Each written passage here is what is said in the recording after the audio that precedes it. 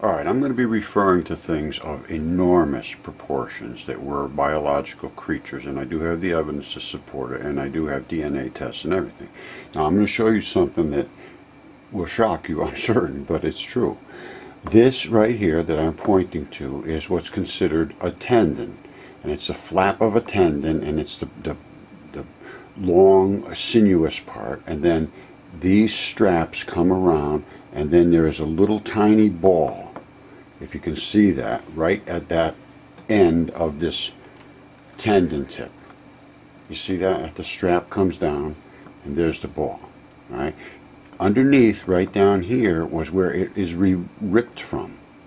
That's where it's supposed to invest into here and hold on so that this tendon can slip and slurp through here and pull against muscles and bones and so forth.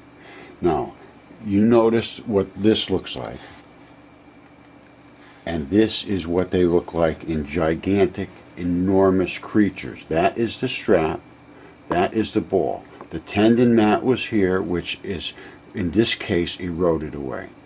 Now, there was another ball here, and they'll be all over the place, and those are eroded, but this is particularly easy to see. Here's another one here. They come in enormous quantities, so it's not just there's one here and there. This is the typical distribution of them. They are everywhere. And if you look over here, this is the way they find them on Earth. They are gigantic tendon balls, and that's all there is to it. They're from creatures. And the ones that are like Devil's Tower are Achilles tendons of giants that were standing up, drowned in the mud. Their tendon is in the ground, and the stalk sticks up, and there is what's called an abrupt transition, and that happens right about here. There's several of them, but it happens right about here at that little wrinkle, and this stuff all breaks off out of here because it's involved with the fleshy tissue, and below is the fibrous tissue, and that is what remains.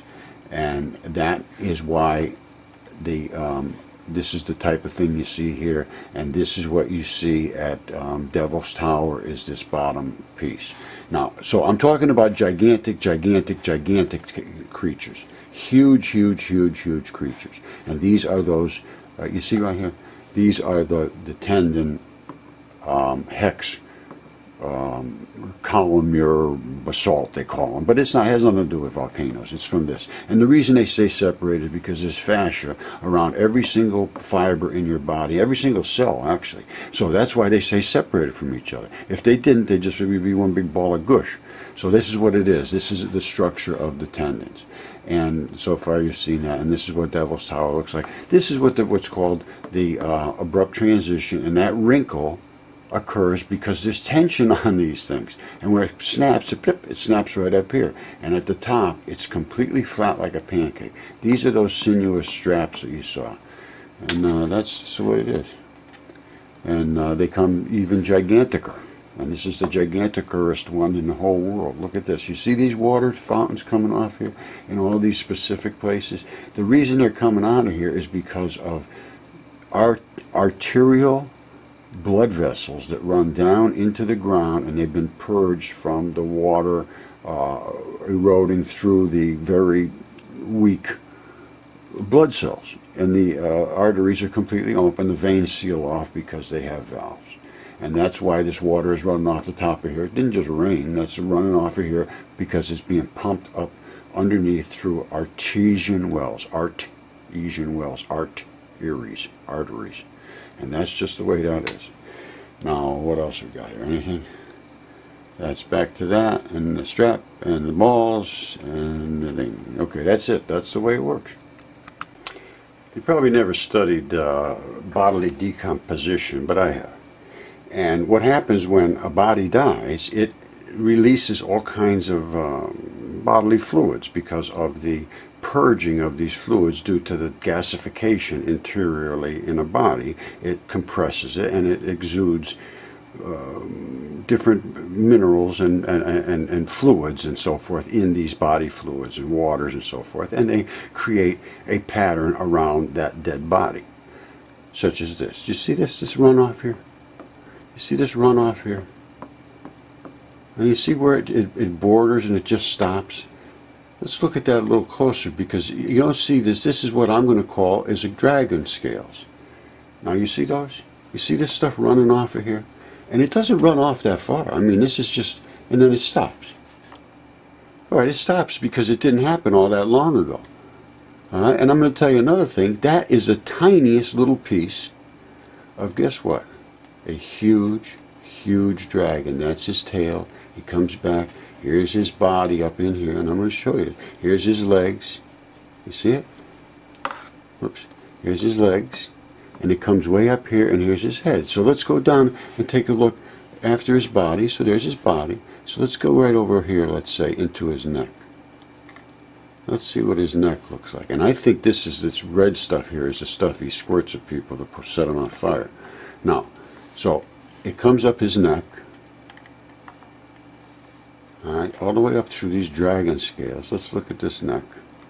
And that pinchy stuff, and then it comes up through his neck. This is his neck right here, and it's all loaded with dragon scales. You don't see that every day. You know, I mean, that's obvious what it is. Now, I mean, anybody could say it isn't. I don't know. So anyway, it goes long, long, long, long, long. I mean, this is a big, big, big, big, big, big, big, big, big, big, big, big, big, big, big, big, big, big dragon. And it keeps going in his neck, and now we're all the way up his head. See this little fluty stuff? You see that on all the dragons. They wear that all the time. And they got this little fuzzy thing on the side. I mean, it's just the way it is. And along the back, all this flary stuff they have. And then it comes up on his head, and he's got all these flary horn-looking things. And then it comes up here, and we're still in his mouth here. There's his neck.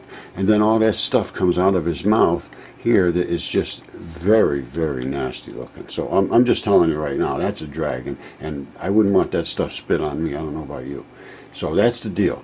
Things are not what they have been told to us. This dragon is 900 miles long. And you can see the same thing up here. You see the effluence? It's leaking all out of him. That's all it is. He's just died not that long ago. So you tell me, I'm showing you, and now it's up to you. You think of what you want to think. But it says in Revelation 12, he threw the dragon to the ground. And I can see a dragon on the ground. I don't know about you. Alright, this is probably the least offensive body decomposition shot that I can show you. It's supposedly of someone named Marge, who died in Athens, Ohio at a mental institution. And you can see it's obviously the exact same identical runoff pattern. And that is what happens when a body decomposes. I've studied this very, very, very thoroughly. And I have DNA tests and CAT scans and all the stuff of the mud fossils that I study. And I have a couple different sites about the mud fossils. But it's totally proven, and there's nobody that can speak against it. And I would like somebody to try and speak against it so that I can have it brought into the outside of, you know, just this very limited amount of research that I've done. And that's what I'm asking for, and I don't see why it's not being looked at. It's something that's quite interesting, and it's something that is our history, and it's something that is easily investigated. I'd just like to see that happen. I don't want anything. I have no interest. Well, I mean, I'm very, very interested. I just have no financial interest, or I don't care about any awards or any of this business. I just want to see somebody study it. That's all. All right? Thank you. All right, this is from a video I did a while back. Comet 67P, mysterious features discussed, ... life, ? And it is. Now, this is the Comet 67P, and they did a Rosetta mission. They went out there with a Philae lander. They landed on the surface. It went down. It checked everything. It looked at everything. Very, very good quality pictures, although mine are not as good quality. But extremely well documented. All of the molecules are 100% organic. They said it's so highly organic they can't even put a name to it. And I looked at the chemistry, and it is life. It's 100% just like us. It's very unbelievable that they can't make that association. It is all organic, and it is all the molecules of a living creature which has a tendon, and that is a tendon. And this is the tendon ball, and this is where the neck comes up and the stalk comes north, and this is where it invests here, and these are the bundles, and these are the fibers, and we're going to come over here, and we're going to come a little closer and look at this, because I did this full, you know, any anatomist can tell you this. There's that little circular bundle that I was pointing to. You see these? These are the little fibers that are inside the bundles of the tendon, and these are those stalks that run up from the tendon to up into the muscle fibers. And when they break off, and they make these little pinch-looking, lips-looking things. And this whole circle was the tendon strap. And that's just the way it is. You know, they can say anything they want, but that's the way it is. And I come out here and I show more of it, and there's that same strap again. And then out here I show how tendons are built and are created in your body, the different minerals and so forth, and how they set that up. And then I come in and I show a little closer this and that, and then I show some of my own stuff. Now, this is some of my own mud fossils right here, and that is what's considered the abrupt transition. Those are those straps that I showed you in that. And then it comes into this gooey little area here, which is, it attaches this, the straps, into this glue, and it breaks off right there just like you cut it with a razor. And that's why you have all these abrupt transitions on plateaus and so forth. And then it goes further out here, and as it continues further, let's come out here because I took a little while to do this. We're going to come way out here. Let's come back here just a hair. All right, now let's follow this through as I'm going to be talking. A little further up. All right, see it? I got 2 pointers. See, I'm a double pointer guy. That's the strap. There's the goopy stuff that holds it together, and then it runs into the that's an abrupt transition right there. It runs into the fibrous interface between the muscle and the tendon. And then as it goes out, you'll see those chunks of fibrous minerals in here, and that starts to go away. Now it starts to be infused with blood. You see the holes in the blood? You're going to see those in all the mountains, and then you come to 2 more abrupt transitions, one here and then one on a hair where it broke. And then I go through showing it and so forth. But these holes, you're going to see these on all on the sides of the mountains all over the place, and by the oceans and so forth. And these are the caves. And those were the arterial blood infusions that went, see them? They went in between these layers of what we see now as rock. And then I go on about this thing some more. But this is the tendon. Let's see if there's anything of interest. All right, here's one of mine. Now, I have the identical same, see that? See that right there? That's the abrupt transition on my tendon. As a matter of fact, let me grab it right here. I have it. So here it is. This is very cool. Now, you see this here? I'm talking about all these tendons. That's the tendon ball right there. That's the tendon ball. That's the stalk. That's that strap. You see those 2 little, well, there's more than 2, but there's a couple little holes out there. Those are your arterial and the blood supplies.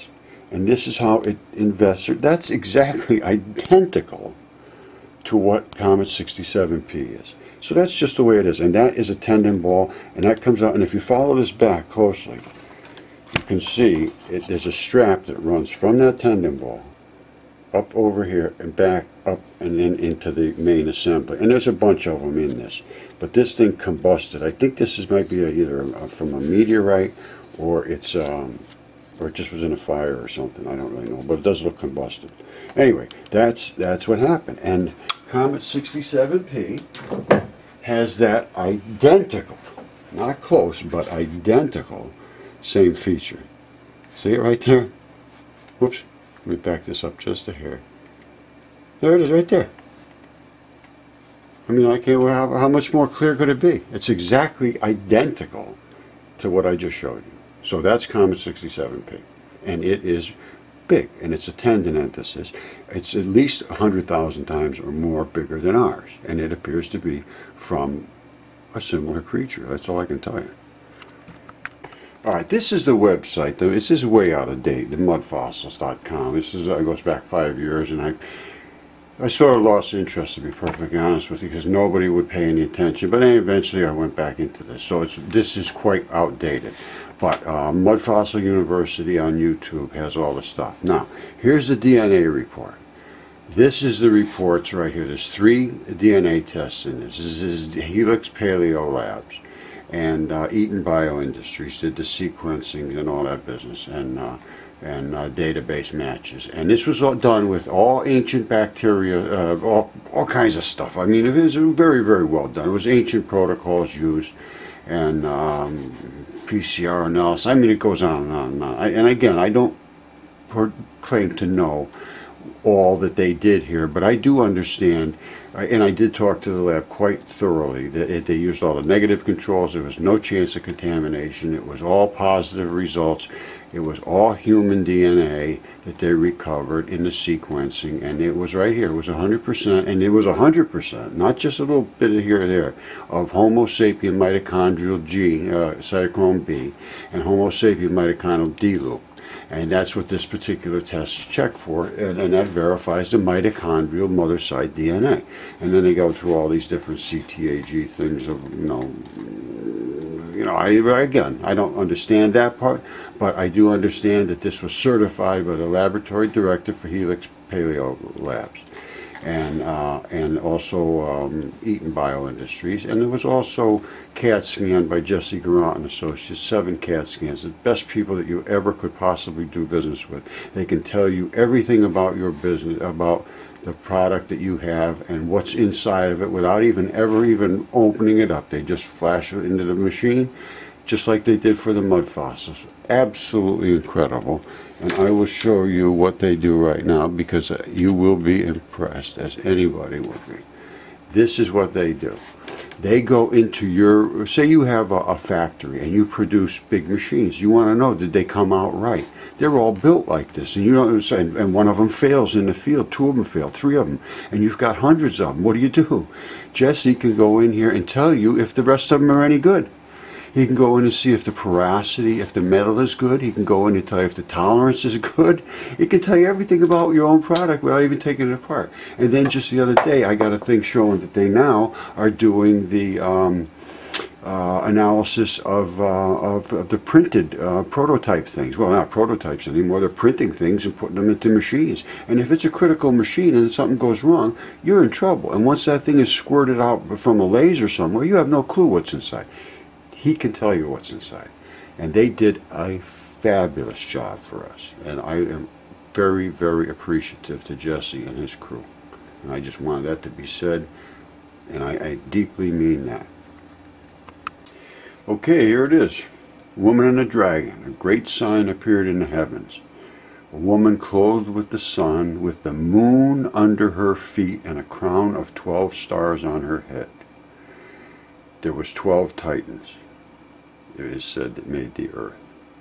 She was pregnant and cried out in pain as she was about to give birth, and another sign appeared in the heavens, which was an enormous red dragon with 7 heads and 10 horns and 7 crowns on its heads. Now there is a lot of meaning to that, but I'm not going to go into it now. Its tail swept 1/3 of the stars out of the sky and flung them to the earth. The 1/3 of the stars, there were 600 original watcher angels. 200 came and violated their deal with God. That is 1/3 of the 600. And they were all thrown to earth along with the dragon. Now, the dragon stood in front of the woman who was about to give birth, so that it might devour her child the moment he was born. She gave birth to a son, a male child, who will rule all the nations with an iron scepter. And her child was snatched up to God and to his throne. All right? The woman fled into the wilderness to a place prepared for God by her, prepared for her by God, where she might be taken care of for 1,260 days. That's 3.5 years, I believe. All right, somewhere in that area. Now, a male child to a son. She gave birth to a son, a male child. I have to assume to a son. It was her son, a male child. And God came down and took him.